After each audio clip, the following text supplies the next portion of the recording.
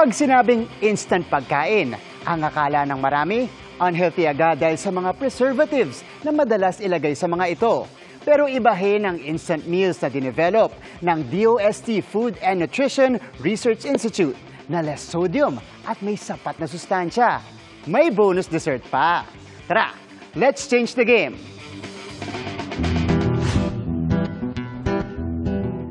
Mixed veggies arroz,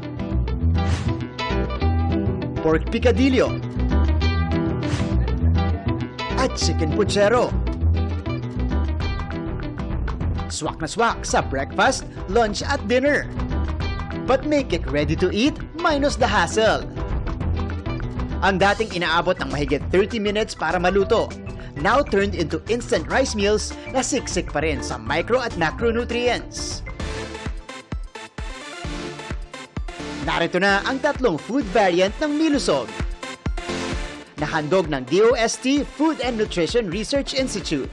During our development, meron po kaming gustong ma-achieve na nutritional content per ulam. Following, syempre po, ang konsepto ng Pinggang Pinoy. Ang pinagkaiba po ng Milusog instant rice meal namin sa iba pa pong instant food, ito mas reduce yung sodium niya. Sa tulong ng dehydration process, tamang nasukat ang kinakailangang nutrisyon sa kada food variant ng Milusog. Ang tinanggal namin ang tubig or moisture na present sa pagkain. Ngayon, ito po yung very convenient lang ihanda. Alam niyo rin bang kayang tumagal ng 8 buwan ng Milusog variants even if stored at room temperature? Sa ngayon po, ang status ng Milusog namin ay it's still ongoing for trial commercialization po. Hawak ko ngayon ang isa sa mga variant ng Milusog. Ito yung pork picadillo flavor. At nasa loob yung lahat ng inclusion per pack. So isa-isahin natin. Unahin muna natin syempre ang pinaka-variant or ulam nito. Ito yung pork picadillo. So nandito na yung meat niya, nandito na rin yung kasama niyang vegetables. Ito naman yung instant iron fortified rice. Meron din tong oil, seasoning for some added flavor dun sa ulam.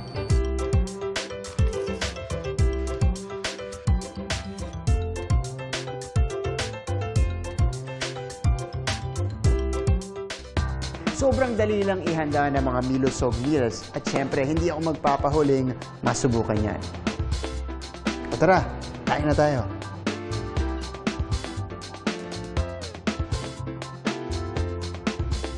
Solid. Malasa, masarap. Tapos siksik na siksik yung, siyempre, pork picadillo. Yung sigurado kang masustansya at kumpleto yung nutrients sa makukuha mo.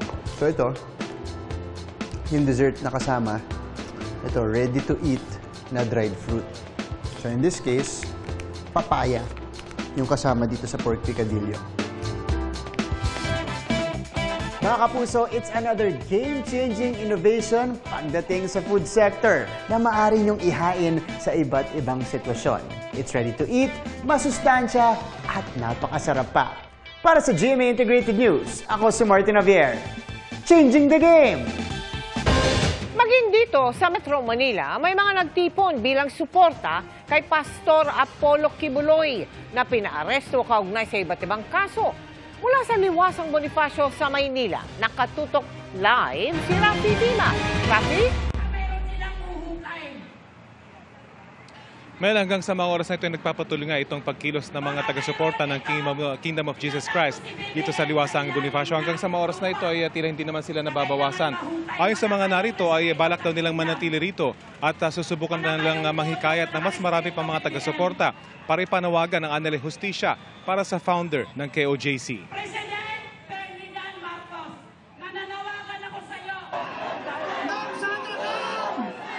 Mula kahapon naglakad patungo sa Liwasang Bonifacio ang ilang taga-suporta ng Kingdom of Jesus Christ o KOJC para samahan ang ilang kasamang nagsasagawa na ng kilos protesta. Bit-bit ang mga laminated na placard kung saan nakasulat ang mga katagang BBM resign at hustisya para sa KOJC. Ang pagkilos na ito ay suporta raw sa kanilang mga kasamahan sa Davao kung saan hinahanap si KOJC founder Pastor Apollo Kibuloy. Expect po namin sana maririnig po kami ng gobyerno na mabigyan po kami ng hustisya doon. Kasi Pilipino din po kami. Pilipino din po tayong lahat. At may karapatan din po tayong lahat. Giit ng mga ralista, lalabas naman daw ang kanilang founder at haharapin ang mga kasong isinampalaban sa kanya kung hindi lang sila nakakaramdam ng panggigipit. Susuko naman po talaga si Pastor kung fair po yung laro nilang lahat doon sa gobyerno. Pinaghahanap si Kibuloy matapos lumabas ang warrant of arrest laban sa KOJC founder mula sa mga korte sa Pasig at Quezon City para sa kasong pang-aabuso at trafficking. Wanted din si Kibuloy sa Amerika para sa sex trafficking at fraud at coercion. Lahat ng ito itinatanggi ng KOJC founder at sinabing gawa-gawa lang ang mga kaso.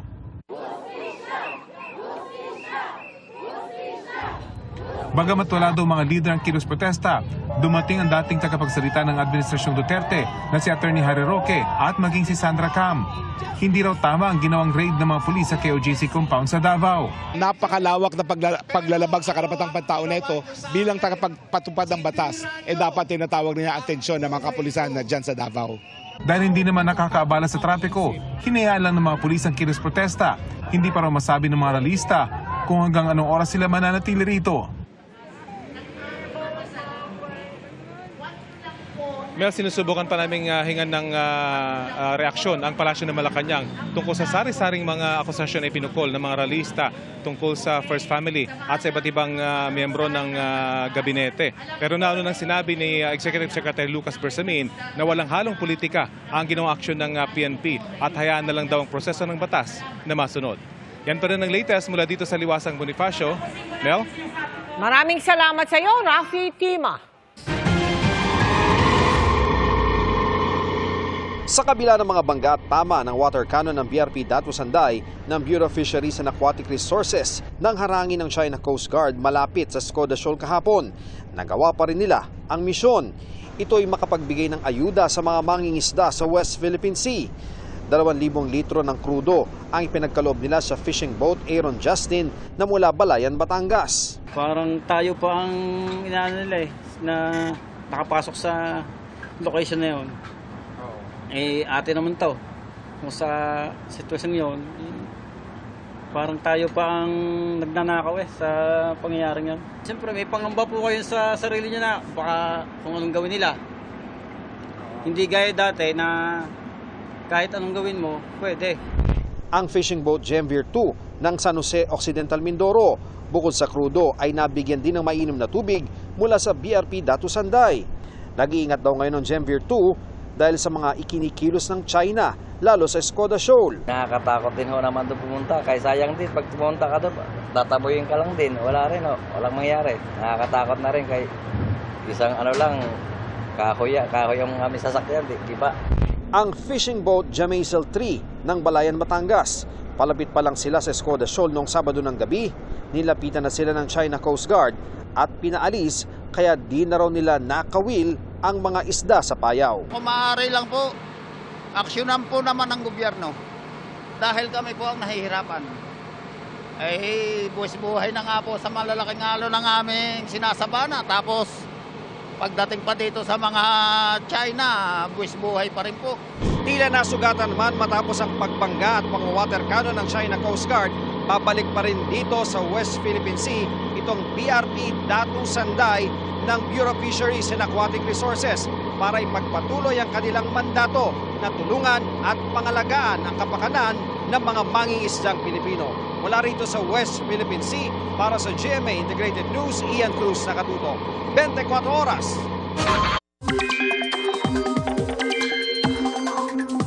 Mga kapuso, sa mga magbabalik trabaho at eskwela bukas matapos ang long weekend, ito muna ang magiging lagay ng panahon na dapat nyong paghandaan. Kumpara nung nakaraang linggo, mas malaking bahagi na ng bansa ang apektado ng habagat, lalo na sa Southern Luzon, Visayas at Mindanao. Bukod dyan, posibleng magpaulan din ang localized thunderstorms sa mga lugar na hindi naaabot ng habagat. Base sa datos ng Metro Weather, umaga pa lamang bukas may tsansa na ng ulan sa ilang bahagi ng Palawan, Mindoro Provinces, Calabarzon, Central Luzon at Bicol Region. May mga pag-ulan din sa Panay Island, Negros Island at Sulu Archipelago. May malalakas na ulan kaya maging handa po sa banta ng baha o landslide. Pagdating ng hapon, posibleng ulanin na rin ang mas malaking bahagi ng bansa. Kasama na rin dyan ang Cordillera, Ilocos Region, Cagayan Valley at ang natitirang bahagi ng Visayas at Mindanao. may tsansa ng heavy to intense rains, kaya maging alerto. Sa Metro Manila naman, kahit maaga pa lamang posible na ang ulan sa ilang lungsod. Maaring maulit yan sa hapon at gabi, kaya magdala ng payong at umantabay sa advisories ng Pag-asa.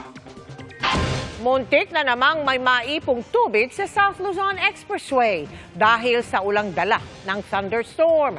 Buti na lang at hindi nagtagal ang ulan kaya humupa agad ang tubig. Pero may mga rider na stranded sa ilalim ng isang tulay sa parting SLEX Alabang.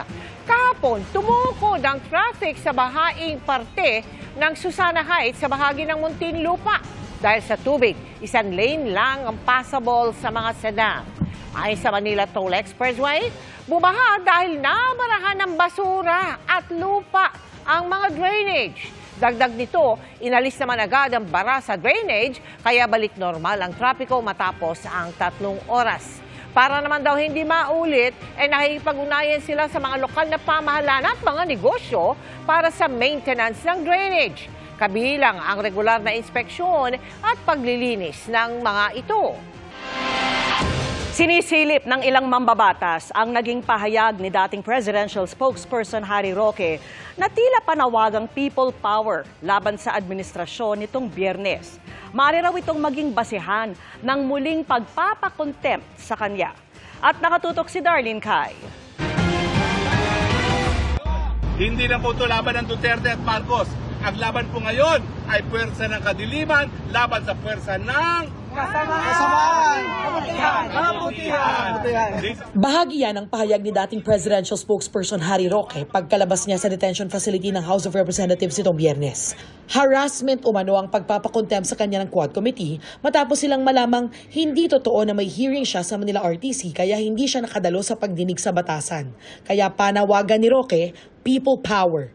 Sa mga kababayan, tuwing Biyernes po, naririto kami hanggang mapuno natin muli ang EDSA at mabawi muna natin muli ang kapangyarihan. Dito sa EDSA, tayo po ay nagpaalis ng isang Marcos. Ang mga pahayag na yan ni Roque, sinisilip ngayon ng ilang kumiting kasama sa Quadcom na nagpa-contempt kay Roque. Iniisip ko, it might border to another contemptible action. Sa akin, it might also be treasonous, because he's now calling for people's powers. It's one thing to be able to rally against the government. It is another thing to say, let us come together so we could be able to topple down this government. To me, tama yun. That is seditious. Actually, contemptible yun, no? And if one of the members of the committee will tackle that issue, no one can prevent him from discussing it on the Quadcom. Giit ng mga kongresista, hindi pagmamalabis ang pag-cite in contempt at pag-detain kay Roque. He was cited in contempt because of his lying nung na wala naman pala siyang hearing when he invited him over. I think yung premise niya that we cited him in contempt because of that batikos niya to the administration is out of context. Sa isa namang bagong pahayag, sinabi ni Roque na saklaw ng kanyang freedom of speech ang mga pahayag na ginawa niya sa EDSA noong Biyernes. Hindi rin daw siya nanghikayat sa mga tao na magkaroon ng marahas na pagkilos. Pero handa raw siyang harapin ang anumang kasong isasampa laban sa kanya.